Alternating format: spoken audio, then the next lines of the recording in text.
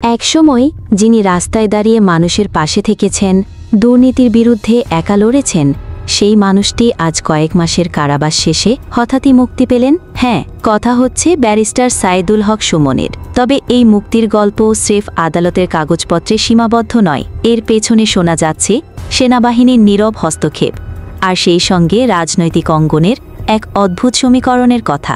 গুঞ্জন রয়েছে এই মুক্তির পথে বিএনপিরও নাকি ভূমিকা ছিল। প্রশ্ন জাগে, কিভাবে ঘটল এই নাটকীয় পরিবর্তন? ব্যারিস্টার সুমন, যিনি একসময় ফেসবুক লাইভে অন্যায়ের বিরুদ্ধে সোচ্চার কণ্ঠস্বর, হবিগঞ্জের মানুষের আস্থির প্রতীক, অসংখ্য মানুষকে বিনা পারিশ্রমিকে আইনি সহায়তা দিয়েছেন, অসহায়দের পাশে থেকেছেন দিনরাত। কিন্তু ২০২৪ সালের জুলাই মাসে ছাত্র আন্দোলনের সময় সহিংসতার ঘটনায় হঠাৎই তার নাম উঠে আসে আলোচনার কেন্দ্রে। একাধিক মামলায় অভিযুক্ত হয়ে ২০২৪ সালের অক্টোবর মাসে গ্রেফতার হন তিনি। অভিযোগ ছিল খুনের চেষ্টা ও রাষ্ট্রবিরোধী ষড়যন্ত্রের মতো গুরুতর অপরাধে মদদ দেওয়ার। সেই থেকে মাসের পর মাস কেটে যায় জামিন ছাড়াই। ২০২৫ সালে জানুয়ারিতে একসঙ্গে ৩টি মামলায় জামিন আবেদন করেও ব্যর্থ হন তিনি। সমর্থকরা তখন বলছিলেন এটা রাজনৈতিক প্রতিহিংসা, অন্যদিকে বিরোধীরা বলছিল আইন সবার জন্য সমান। আদালতের বারান্দায় অপেক্ষা করতে করতে দিন গড়া ছিল, কিন্তু মে মাসে পরিস্থিতি হঠাৎই মোড় নেয়। হাইকোর্টে একটি রিট দাখিল হয়, আর সেই প্রক্রিয়ার মাঝেই ভেতরের খবর ছড়িয়ে পড়ে এই মামলায় সেনাবাহিনীর নীরব কিন্তু কার্যকর হস্তক্ষেপ হয়েছে। বিশ্বস্ত সূত্রের দাবি, রাষ্ট্রের কিছু প্রভাবশালী মহল এবং বিরোধী রাজনৈতিক শক্তির মধ্যে এক ধরনের বোঝাপড়া তৈরি হয়। বিশেষ করে বিএনপির কিছু নেতৃবৃন্দ নাকি সরাসরি বা পরোক্ষভাবে এই মুক্তির জন্য চাপ সৃষ্টি করেন। শেষমেশ মাসের পর মাসের বন্দি জীবন শেষে ব্যারিস্টার সুমন আজ জামিনে মুক্তি পেলেন।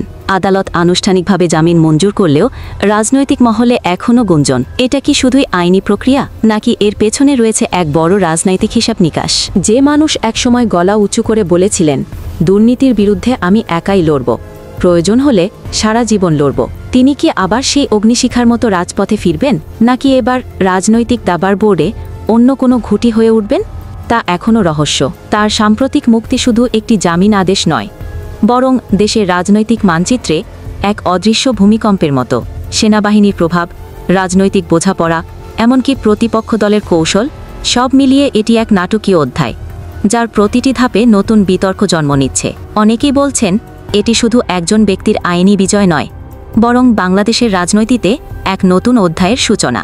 এখানে ক্ষমতার ভারসাম্য বদলে যেতে পারে, পুরনো শত্রুতার জায়গায় আসতে পারে নতুন জোট, আর রাজপথে শুরু হতে পারে ভিন্ন এক খেলা। আগামী দিনে তিনি সত্যিই দুর্নীতির বিরুদ্ধে আগের মতোই একা দাঁড়াবেন, নাকি নতুন ক্ষমতার সমীকরণের অংশ হবেন, এখনও কেউ নিশ্চিত করে বলতে পারছে না। তবে একটা বিষয় পরিষ্কার, এই মুক্তি কেবল আদালতের রায় নয়, এটি হতে পারে আসন্ন রাজনৈতিক ঝড়ের প্রথম বজ্রপাত।